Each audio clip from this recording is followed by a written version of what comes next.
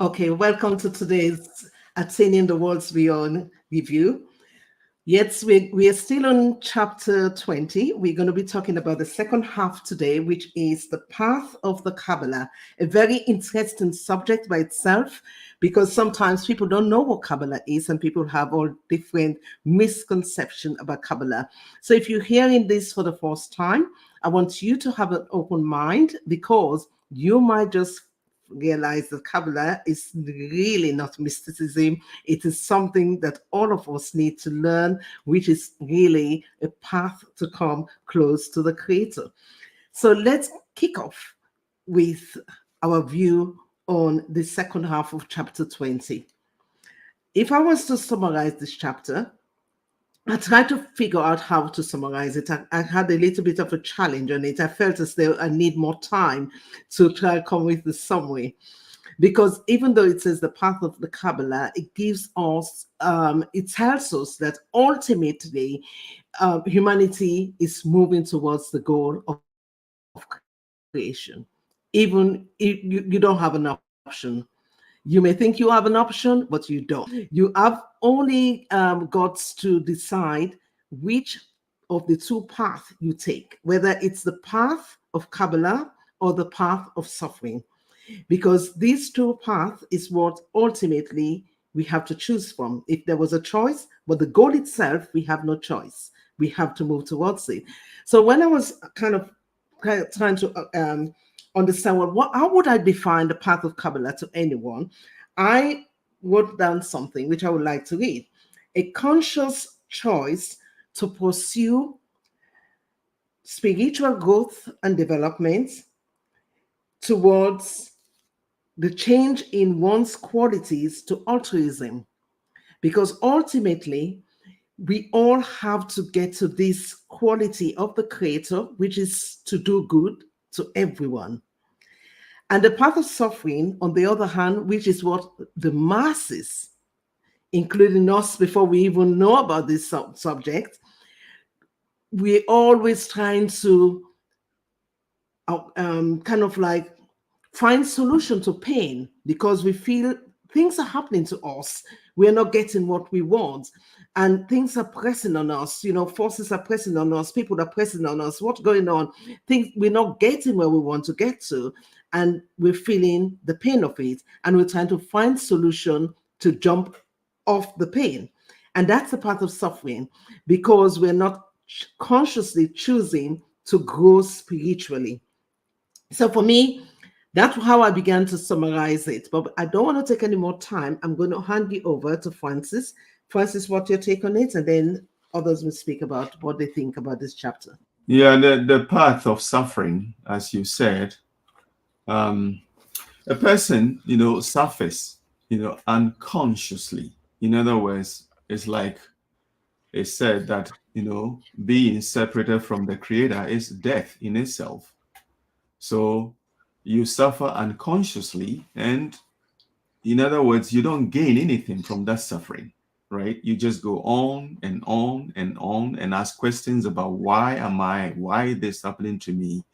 Why is this happening this way? But a person gains nothing because you are not on the path towards, developing oneself to match with the Creator. Whereas with the path of Kabbalah, the path of the Kabbalah, even though it doesn't go without suffering, also, as we all know, those of us who are, who have been rewarded with being on this path, we know it also goes with suffering. But then, as you said, it's a conscious choice. A person begins to, come through the attributes, like begin to perceive, begin to understand why he's going through what he's going through. So, in other words, you're not suffering blindly. There is a reason. You consciously understand what you're doing to some extent and why you're going through what you're going through. And as we do that, we draw the light of the Creator, which strengthens us, give us the inner strength to continue on that path. And so, as you said, it is good if a person who really wants to pursue the Creator comes to discover this path. And I hope and pray that people who watch this will have the opportunity to ask themselves that question, that pertinent question, that what is this about? And have that desire of trying it. Tuso or Dillis? All right, I'll go. Thanks, Francis.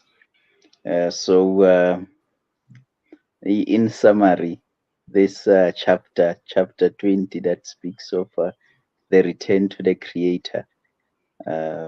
It speaks exactly of what Sheila and Francis spoke about, that in order for us to return to the Creator, we have to be on the path of Kabbalah, because any other path that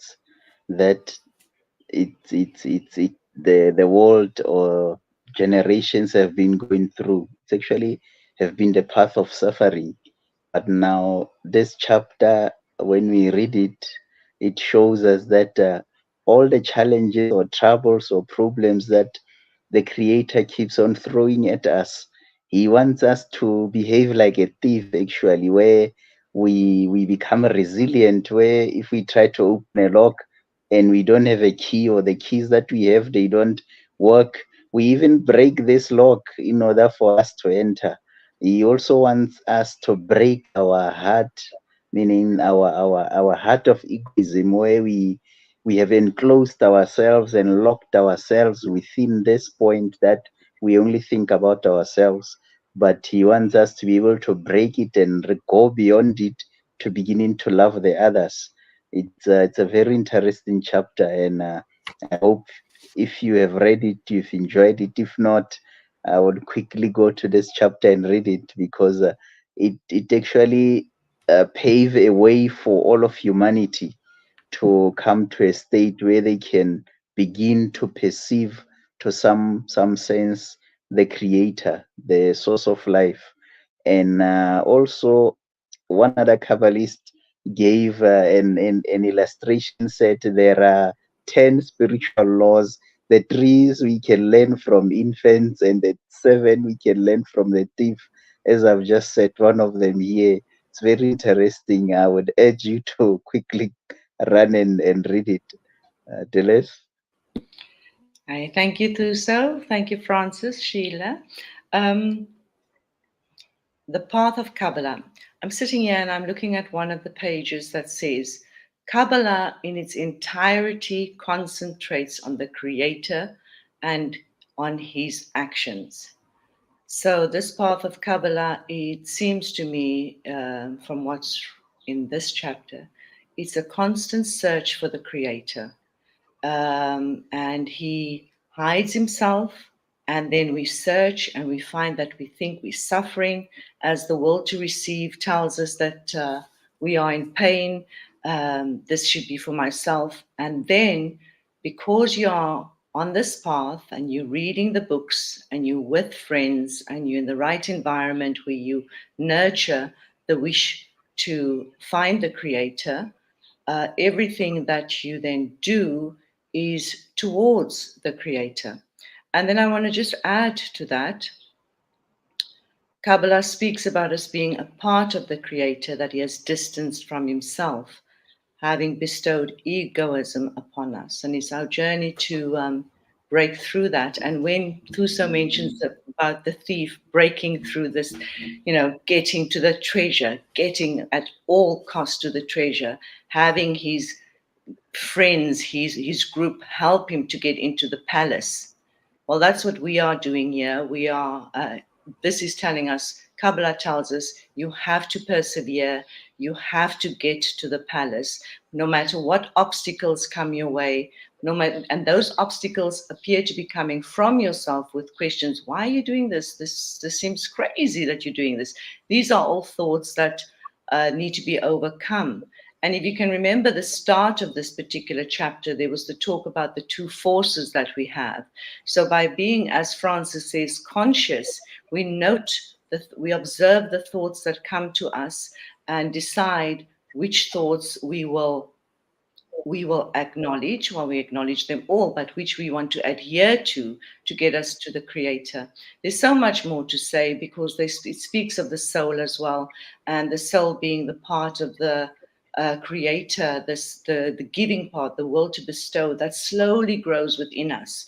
And through the overcoming of these thoughts, these obstacles, so to speak, these sufferings, we move again forward towards the Creator, to return to the Creator with a path of Kabbalah.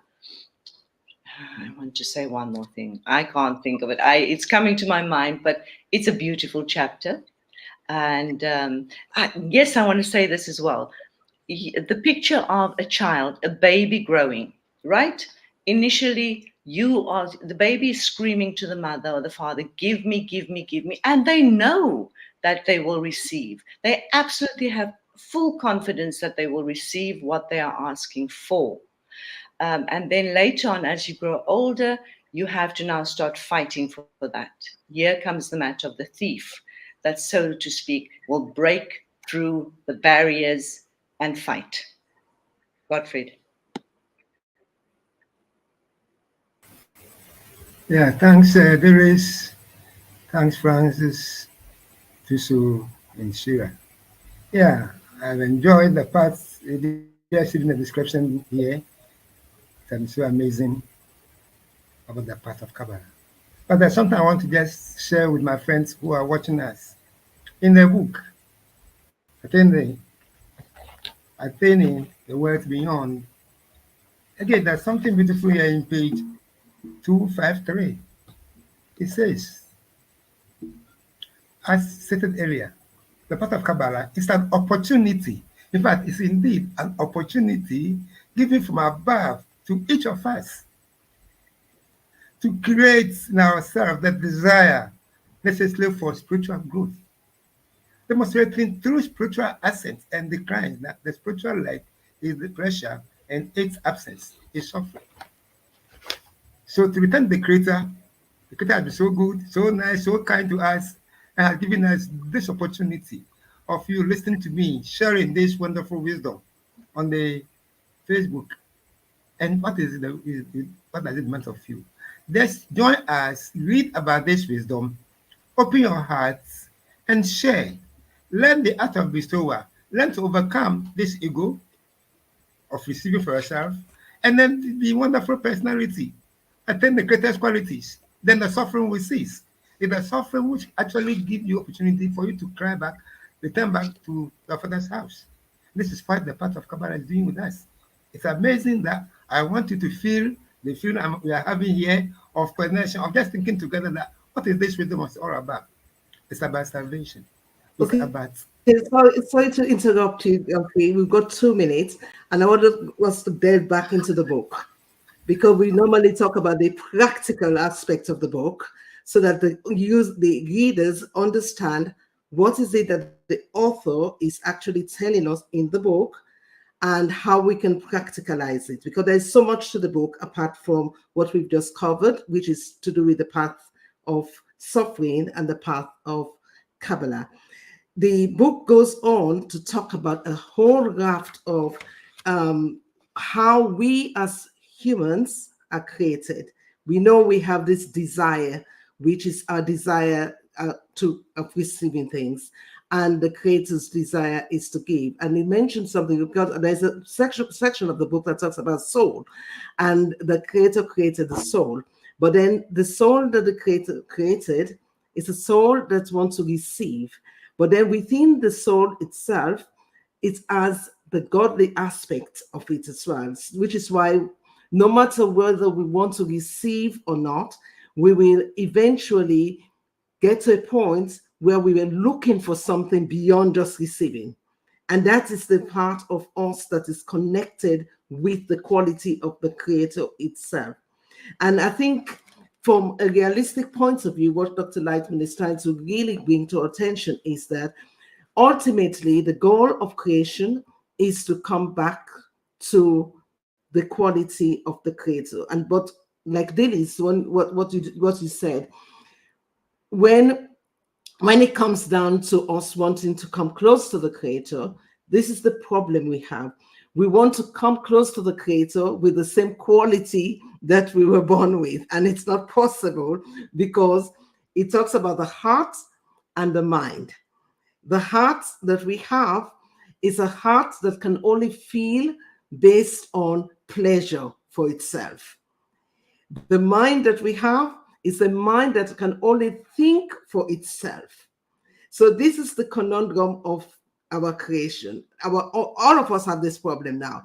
We have a heart that feels for itself, which then means when anything spiritual is given to it, it feels it as bitter. We also have a mind that thinks for itself, which then means that we can't think of others, and hence the reason for the correction.